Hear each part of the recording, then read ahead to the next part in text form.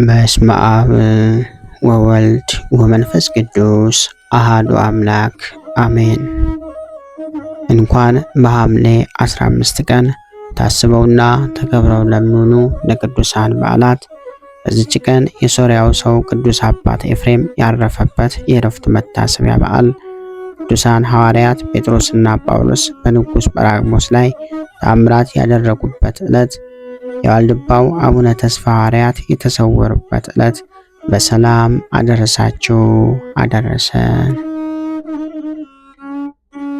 የሶርያው ሰው ቅዱስ አባት ኤፍሬም ወይም አፈ በረከት። ሐምሌ 15 ቀን በዚች ዕለት የሶርያው ቅዱስ አባት ቅዱስ ኤፍሬም አረፈ። ይህም ቅዱስ ከከዋክብት ከሚያመልኩ ሰዎች ሀገር ነው። አባቱም ክብር ይግባውና የክርስቶስን አምልኮት የሚጠላ የጣዖት ካህን ነበር። በዚያን ጊዜም የእግዚአብሔር ቸርነት ቀሰቀሰችውና አነሳስታ የንጽቢን ጳጳስ ወደሆነው ወደ አባ ያዕቆብ ወሰደችው። እሱም የቤተ ክርስቲያንን ትምህርት አስተምሮ የክርስትናን ጥምቀት አጠመቀው። በእርሱም ዘንድ በጾምና በጸሎት ያለማቋረጥ እየተጋደለ ለብዙ ዘመናት ኖረ። የመንፈስ ቅዱስም ጸጋ አደረበት። አሕዛብን ተከራክሮ ይረታቸው ነበር።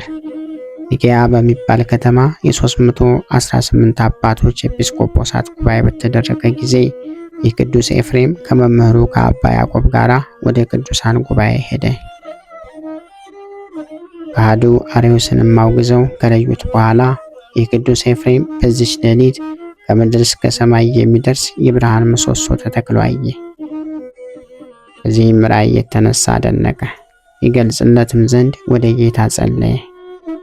ይህ የቂሳርያ ሊቀ ጳጳሳት ብፁዕ ባስልዮስ ነው የሚል ቃል ከሰማይ ወደ እርሱ መጣ።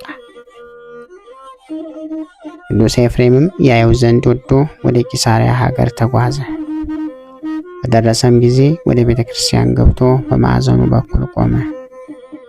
ቅዱስ ባስልዮስንም ወንጌልን ሊያነብ በወጣ ጊዜ ዋጋው ብዙ የሆነ ከወርቅ የተሰራ ልብስ ተክህኖ ለብሶ አየው። 3 ምልክቶችንም እስከሚያይ ድረስ ተጠራጠረ። ምልክቶችም እኒህ ናቸው። ነጭ ርግብ መታ በራሱ ላይ አረፈች። ሁለተኛ በልብሱ ላይ የሚያርፉ ተዋሳያን ይቃጠሉና ይረግፉ ነበር። ሶስተኛም ከአፉ የእሳት ነበልባል ወጥቶ በምእመን ላይ ያድር ነበር። ከዚህም በኋላ ቅዱስ ባስልዮስ ቅዱስ ኤፍሬምን በስሙ ጠራውና እርስ በርሳቸው ሰላምታ ተለዋወጡ። በአስተርጓሚ ይነጋገሩ ጀመር። የየራሳቸውንም ቋንቋ ይገልጽላቸው ዘንድ ወደ እግዚአብሔር እንዲጸልይ ቅዱስ ኤፍሬም ቅዱስ ባስልዮስን ለመነው። በጸለየ ጊዜም ተገልጾላቸው ያለ አስተርጓሚ ተነጋገሩ። ከዚህ በኋላም ቅዱስ ኤፍሬምን ዲቁና ሾመው። ከጥቂት ወራትም በኋላ ቅስና ሾመው። ከእርሱም ጋር ብዙ ትሩፋቶች ተገለጡ። በመንፈሳዊ ተጋድሎ ሁሉ ተጋደለ። አንዲት በወገን የከበረች ባለጸጋ ሴት ነበረች። ራስዋንም ለካህን ለማስመርመር ታፍር ነበር።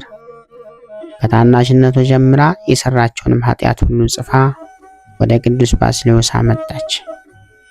አባቴ ሆይ በዚህ ክርታስ ውስጥ ያሉት ኃጢአቶች ይደመሰሱ ዘንድ ተናገር ብላ ለመነችው። እሱም እንዳልሽ ይሆንልሽ አላት። እሷም ክርታሱን በገለጠች ጊዜ ከአንዲት ኃጢአቷ በቀር ኃጢአቷ ሁሉ ተደምስሶ አገኘች። ያችም ኃጢአት አስጨናቂና ታላቅ ኃጢአት ነበረች። ባገኛቻትም ጊዜ ያችን የቀረች ኃጢአቷን ያጠፋላት ዘንድ አልቅሳ ለመነችው። እርሱም ወደ ቅዱስ ኤፍሬም ሂጂ፣ እርሱ ይችን የቀረች ኃጢአትሽን ያስተሰርይልሻል አላት። ወዲያውኑም ወደ ቅዱስ ኤፍሬም ሄዳ ከእርሷ የሆነውን ሁሉ ነገረችው። እርሱም እንዲህ አላት፣ ፈጥነሽ ወደ ቅዱስ ባስልዮስ ሂጂ፣ ግን ሞቶ ወደ ቤተ ክርስቲያን ሲወስዱ ታገኘዋለሽ። ሳትጠራጠርም ይህችን ክርታስ በላዩ ላይ ጣይ፣ ይደመሰስልሻል አላት። ያችም ሴት ወደ ቅዱስ ባስልዮስ ተመለሰች። ሞቶ ተሸክመውት ወደ ቤተ ክርስቲያን ሲወስዱትም አገኘችው። ያንንም ክርታስ በአስከሬኑ ላይ ጣለችው። ወዲያውኑም ተደመሰሰላት። ይህም ቅዱስ ኤፍሬም ብዙ ተአምራቶችን አድርጓል። በዘመኑም ዲዳን የሚባል አንድ ከሃዲ ተነሳ። ይህም አባት ኤፍሬም ተከራክሮ ረታው። እጅግም ብዙ የሆኑ 14,000 ድርሳናትንና ተግሳጻትን ደረሰ። እርሳቸውም ውስጥ አምላክን የወለደች የእመቤታችን የቅድስት ድንግል ማርያም ውዳሴዋ ነው። አቤቱ የጸጋህን ማዕበል ግታልኝ እስከሚል ድረስ ድርሳናትን ደርሷል። መልካም የሆነ ገድሉንም በፈጸመ ጊዜ ወደ ወደደው ወደ እግዚአብሔር ሄደ። በዚህ ዕለት ታስበውና ተከብረው የሚውሉ ቅዱሳን ሐዋርያት ጴጥሮስና ጳውሎስ ናቸው። በዚህችም ቀን ለአባቶቻችን ቅዱሳን ሐዋርያት ጴጥሮስና ጳውሎስ በንጉሥ ጰራቅሞስ ላይ ተአምራትን ያደረጉበት ዕለት ነው። አምላክን የወለደች ከእመቤታችን ከቅድስት ድንግል ማርያም ፍልሰት በኋላ ደመና ነጥቆ ወሰዳቸውና በቤተ መንግሥት መካከል አወረዳቸው። ንጉሥ ጰራቅሞስን ባያቸው ጊዜ ደንግጦ እናንተ ምንድናችሁ አላቸው። እነርሱም መንግስታትን ሁሉ የሚያጠፋ የሚሰሙትንም ማዳን የሚችል ሕያው እግዚአብሔር ልጅ የክርስቶስ ባሮች ነን አሉት። ንጉሡም ነገራችሁ ትክክለኛ መሆኑን እንዴት ማወቅ እችላለሁ አላቸው። ከዚህም በኋላ ክብር ይግባውና ጌታችን ያደረገላቸውን ድንቆችና ተአምራቶች ነገሩት።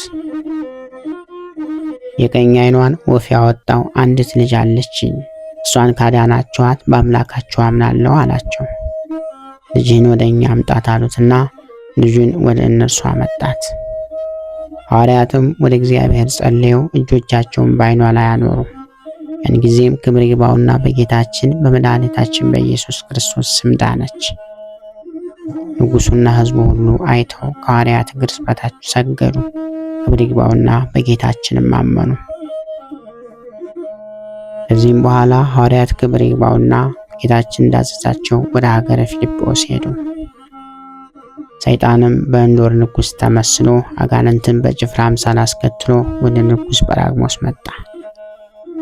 በስራያቸው አገርን ሳያጠፉ እኒህን 2 ስራየኞች ፈጥነህ የማታጠፋቸው ለምንድን ነው አለው። የንጉሥ ጰራቅሞስም ልብ ወደ ክህደት ተመለሰ። ሐዋርያትን የሚያመጧቸው ዘንድ 10,000 ጭፍሮችንና 200 ፈረሰኞችን ላከ። ጭፍሮችም ሄደው ከተማዋን ከበቧት።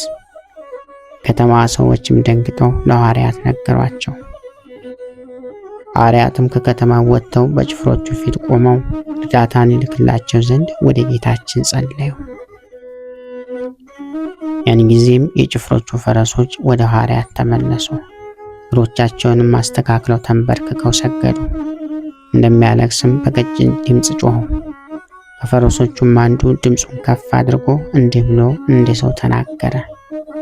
እናንተ ሰነፎች የጰራቅሞስ ጭፍሮች፣ ክብር ይግባውና የክርስቶስን ጭፍሮች ጴጥሮስንና ጳውሎስን ለምን ትፈልጓቸዋላችሁ? ስራየኞችስ ለምን ትሏቸዋላችሁ? እነርሱ ግን ስራዬንና የሰይጣንን ስራ ሁሉ ሊያጠፉ መጥተዋል አለ። ክብር ይግባውና ከንጉሳቸው ከኢየሱስ ክርስቶስ ጋር በነጫጭ ፈረሶች ተቀምጠው አታዩአቸውምን? ለክብር ንጉሥ ለክርስቶስ ጭፍሮቹ ትሆኑ ዘንድ ስሞቻቸውንም በሕይወት መጽሐፍ ይጻፍ ዘንድ ስለ እናንተ ይለምናሉ አለ። እኛ እንኳን እንስሳ ስንሆን ለአምላካችን እንሰግዳለን አለ። ፈረሱም ይህንን ተናግሮ ዝም አለ። ከዚህ በኋላ እንዲህ የሚል ቃል ተሰማ። ሐዋርያቶች ሆይ አዲሶች አትክልቶች ናቸውና ቸለል አትበሏቸው የሚል ድምፅ ተሰማ። ያን ጊዜም ሕዝቡ ሁሉ ዓይኖቻቸውን ቀና አድርገው በታላቅ ክብር ወደ ሰማይ ሲያርግ ጌታችንን አዩት። እነዚህም 10,200 ጭፍሮች ክብር ይግባውና በጌታችን በመድኃኒታችን በኢየሱስ ክርስቶስ ስም አመኑ። ሐዋርያትም ተገዙላቸው። ሐዋርያትም የምድራዊ ንጉሥ ጭፍራ መሆኑን እንዲተው ፈረሶቹንና የጦር መሳሪያዎችን እንዲመልሱለት ክብር ይግባውና በክርስቶስ በግልጥ እንደሚያምኑ አዘዟቸው። እነዚህ ጭፍሮችም ወደ ንጉሳቸው ጰራቅሞስ ሄደው በፊቱ ቆሙ።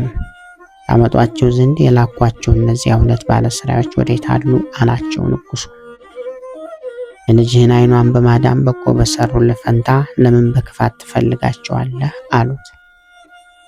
ከዚህም በኋላ ጥሩራቸውንና ትጥቃቸውን ፈተው ገንዘብህን ውሰድ፣ እኛ ግን ካንተ የተሻለ ንጉሥ አግኝተናል፣ ይኸውም የጴጥሮስና የጳውሎስ አምላክ ነው ብለው ከፊቱ ጣሉለት። በሰማ ጊዜም ደነገጠ። ተቆጥተውም እስከሚገድላቸው ድረስ በወህኒ ቤት ይጨምሯቸው ዘንድ አዘዘ። ከዚህም በኋላ ራሱ ይይዛቸው ዘንድ ተዘጋጀ። ጦር መሳሪያውንም አዘጋጀ። ወደ ፊልጵዎስ ሀገር ሄደው እስከ መሰረቱ ያጠፋት ዘንድ 20,400 እግረኞችን ጭፍሮችን አዘዛቸው። ቅዱስ ጴጥሮስም በመንፈስ ቅዱስ አውቆ ቅዱስ ጳውሎስን እንዲህ አለው፣ ወንድሜ ሆይ አገርን እንዳያጠፋ ሳይወጣ ወደ ጰራቅሊጦስ ተነስ እንሂድ አለው። ከዚህም በኋላ ጸሎትን ጸለዩ። ወጥተውም በደመና ተጫኑ። በቤተ መንግስት መካከልም አወረዳቸውና በጰራቅሊጦስ ፊት ቆሙ። እንዲህም አሉት፣ እነሆ እኛ በፊትህ ነን፣ ስለኛ አገርን አታጥፋ አሉት። ያን ጊዜም ጭፍሮቹ እንዲመለሱ አዘዘ። ሐዋርያትንም እንዲህ አላቸው፣ አገሩን ሁሉ በስራ የምታጠፉ ስራየኞች እናንተ ናችሁን? እነርሱ ይህንን ስራ ስለ እኛ አይገባንም አሉት። ሁለተኛም ኃጢአታችሁ ነውን ወደዚህ ያመጣችሁ አላቸው። ችንካር ያላቸው 2 የራስ ቁሮች ከብረት እንዲሰሩ አቃቂርንም እንዲሞላቸው በእሳት ማግለው በሐዋርያት ራስ ላይ እንዲደፏቸው አዘዘ። እንዲሁም አደረጉባቸው።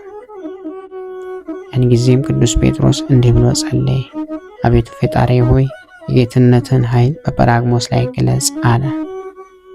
ያን ጊዜም ጰራቅሊጦስ ከወገኖቹ ጋር በነፋስ ውስጥ ተዘቅዝቆ ተሰቀለ።